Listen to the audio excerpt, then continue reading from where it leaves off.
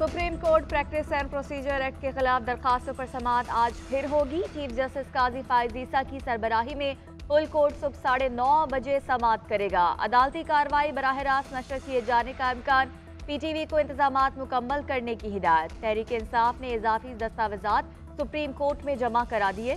दस्तावेजात को रिकॉर्ड का हिस्सा बनाने की सदा। दस्तावेजात में कहा गया, प्रैक्टिस एंड प्रोसीजर एक्ट अदलिया की आज़ादी के खिलाफ है। आइन में पार्लियामेंट और एग्जीक्यूटिव के इख्तियारात वाज़ेह हैं। बुनियादी हकूक और अदलिया की आज़ादी के खिलाफ कानून साजी बरकरार नहीं रखी जा सकती।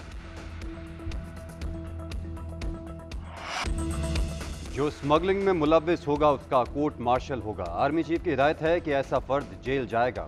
निगरान वज़ीर दाखिला सरफराज बुख्ती की प्रेस कॉन्फ्रेंस। कहा, स्मगलिंग एजेंसीज के नाक के नीचे होती है। स्मगलिंग में सियासतदानों और अफसरान के नाम भी हैं। कोई कितना ही बड़ा आदमी हो, किसी के लिए कोई नरमी नहीं। मुलव्विस अफसरान के खिलाफ इंक्वायरी की जा रही है। बोले, फौज 9 मई के वाक़यात के खिलाफ एक्शन में एहतसाब साबित कर चुकी है। एक सवाल के जवाब में कहा, नवाज शरीफ के साथ कानून के मुताबिक सलूक होगा। नवाज शरीफ का वतन वापस आकर सियासत में हिस्सा लेना हौसला अफजा है। मजीद बोले, मस्तूम धमाके में भारतीय खुफिया एजेंसी रॉ मुलव्विस है। बंदूक के जोर पर कोई अपना एजेंडा मुसल्लत करना चाहता है तो ये नहीं होने देंगे। गलत फहमी है कि मासूम लोगों को कत्ल करके रियासत को बैकफुट पर ले जाएंगे।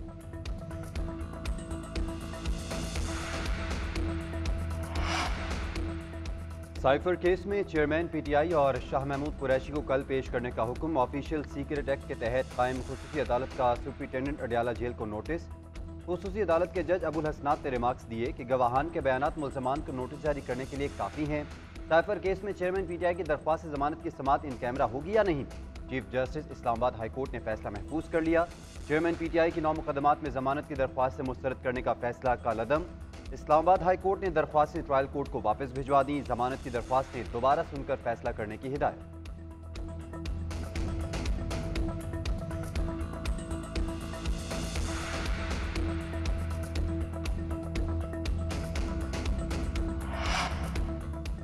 कौम नवाज शरीफ के मुंतज़िर 21 अक्टूबर पाकिस्तान की तारीख में यादगार दिन बनेगा। नवाज शरीफ बहादुरी, जुर्रत और तरक्की का नाम है। माशी बदहाली खत्म करेंगे। साबिक वज़ीर आज़म शहबाज शरीफ की पार्टी रहनुमाओं से गुफ्तगू। बोले, 2018 से 2022 के दौरान पाकिस्तान तरक्की के अमल में दहाइयां पीछे चला गया। नवाज शरीफ वतन वापस पहुंचकर तरक्की के नए सफर का आगाज करेंगे। कौमी इत्तेहाद से ही मुल्क को मसाइल से निकाला जा सकता है। राना तनवीर हुसैन, राना मशहूद, अवैस खान लगारी और दीगर ने शहबाज शरीफ को नवाज शरीफ की वापसी पर इस्तकबाल की तैयारियों से आगाह किया। उधर नवाज शरीफ ने वतन वापसी के लिए टिकट कटा लिया। 21 अक्टूबर को लंदन से अबूधाबी से होते हुए लाहौर पहुंचेंगे। पीपल्स पार्टी फौरी इलेक्शन चाहती है। कोई हल्का बंदियों की बात करता है, कोई कहता है मौसम ठंडा होगा, हल्का बंदियां हो गई, अब इलेक्शन की तारीख देनी चाहिए। अवाम देख रहे हैं एहतसाब से कौन भाग रहा है। हमारी सुनवाई न हुई तो अदालत जाएंगे। चेयरमैन पीपल्स पार्टी बिलावल भुट्टो जरदारी का कहना है, अवाम बेरोजगारी और महंगाई की वजह से तकलीफ में है। अवाम को रोटी, कपड़ा और मकान की सख्त ज़रूरत है। तमाम मसाइल का हल पीपल्स पार्टी के मंशूर में है। तरक्याती काम रोकने का मामला इलेक्शन कमीशन के सामने उठाएंगे। नफरत की सियासत की वजह से मुल्क में इस वक्त तकसीम है। कोई एक दूसरे से बात करने को तैयार नहीं। रियासत चलाने का ये कोई तरीका नहीं। उधर बिलावल भुट्टो का पंजाब में इंतखाबी मुहिम चलाने का फैसला, आज लाहौर आने का प्रोग्राम।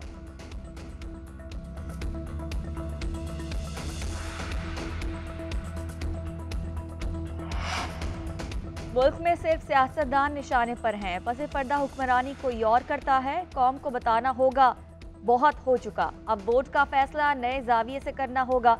2018 में धांधली करके हुकूमत बनाई गई। चेयरमैन पीटीआई ट्रंप से इसराइल तस्लीम करने का वादा करके आए। मौलाना फजल रहमान का कहना है, हमने मुल्क IMF को बेचा है। कीमतों का उतार चढ़ाव अब IMF के हाथ में है। आलमी इदारों का किसी दूसरे मुल्क पर दबाव नहीं। हम IMF का हुक्म मानकर सीना चौड़ा करते रहे। माफिया और डॉलर का इस्तेमाल करता है। सियासी जमातें आवाम के हुकूक का तहफ़्फ़ुज़ नहीं कर सकी। पार्लियामेंट को ऐसे लोगों से भर दिया जाता है जिन्हें कुरान और सुन्नत का पता ही नहीं होता। जब तक कुरान और सुन्नत को रहनुमा नहीं बनाएंगे, खुशहाली मुमकिन नहीं।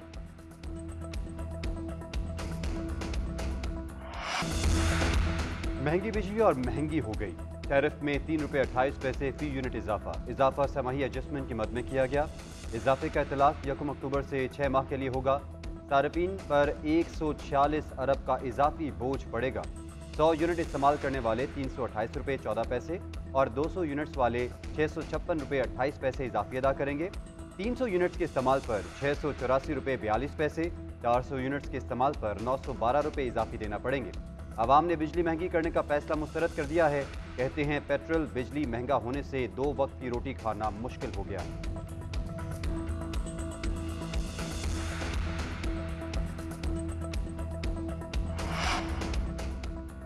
पासपोर्ट इजरा के दौरानिये में एक बार फिर इजाफा। नॉर्मल पासपोर्ट 21 रोज में जारी होगा। अर्जेंट पासपोर्ट का इजरा 5 और फास्ट ट्रैक पासपोर्ट का 2 दफ्तरी रोज में किया जाएगा। मुल्की हालात के बाद पासपोर्ट के इजरा में एहतियात और जांच पड़ताल का अमल बढ़ा दिया गया।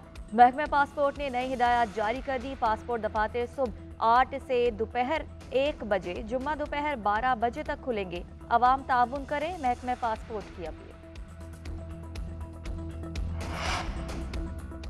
मेयर कराची बैरिस्टर मुर्तज़ा वहाब का रात गए जिला जनूबी के मुख्तलिफ इलाकों का दौरा। मुर्तज़ा वहाब ने मैकलोर रोड, आई चंद्रीगढ़ रोड और सदर में तरक्याती कामों का जायजा लिया।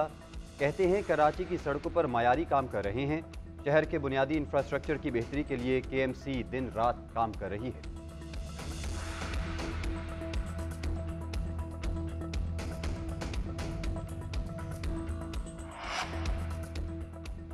वर्ल्ड कप से पहले गलतियां सुधारने का आखिरी मौका। पाकिस्तान दूसरे वार्म अप मैच में आज ऑस्ट्रेलिया से टकराएगा। पाक ऑस्ट्रेलिया मैच से पहले कौमी टीम की अहम मीटिंग।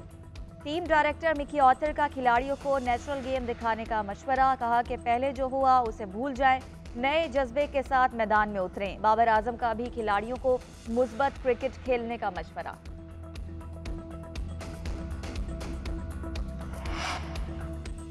टीम की वर्ल्ड कप परफॉर्मेंस देखकर मुश्किल और बड़े फैसले करेंगे। नाकिस कारकर्दगी पर सेंट्रल कॉन्ट्रैक्ट 3 साल तक नहीं चलेगा। पाकिस्तान क्रिकेट बोर्ड की मैनेजमेंट कमेटी के सरबराह ज़का अशरफ ने बता दिया। कहते हैं उम्मीद है बाबर आजम की क़यादत में टीम वर्ल्ड कप में अच्छा परफॉर्म करेगी।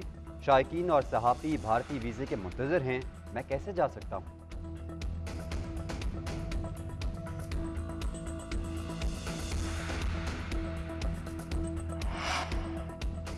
न्यूजीलैंड ने वार्म अप मैच में साउथ अफ्रीका को 7 रन से हरा दिया। मैच का फैसला डकवर्थ लुइस मेथड के तहत किया गया। न्यूजीलैंड ने 321 रन का हदफ दिया। साउथ अफ्रीका ने 4 विकेटों पर 211 रन बना लिए। बारिश के बायस खेल रोक दिया गया। बांग्लादेश और इंग्लैंड का मैच बारिश के नतीजे।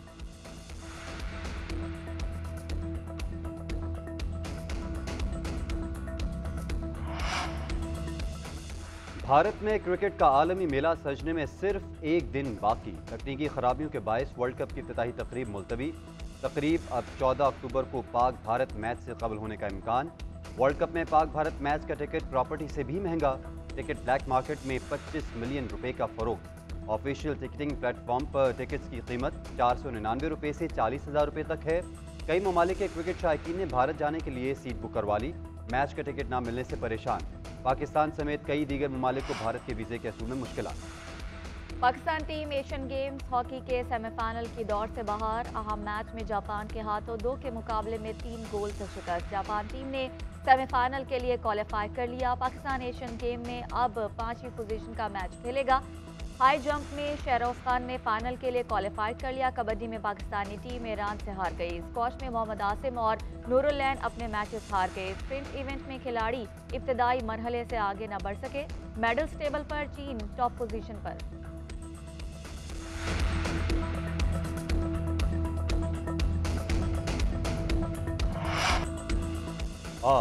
पेरिस में फैशन शो की रंगीनियां। खुबरू मॉडल्स ने दीदा जेब मलबूसात पहनकर रैंप पर खूब जलवे बिखेरे। हुस्न के दिलदादा अफराद ने कैटवॉक की खूब दाद दी।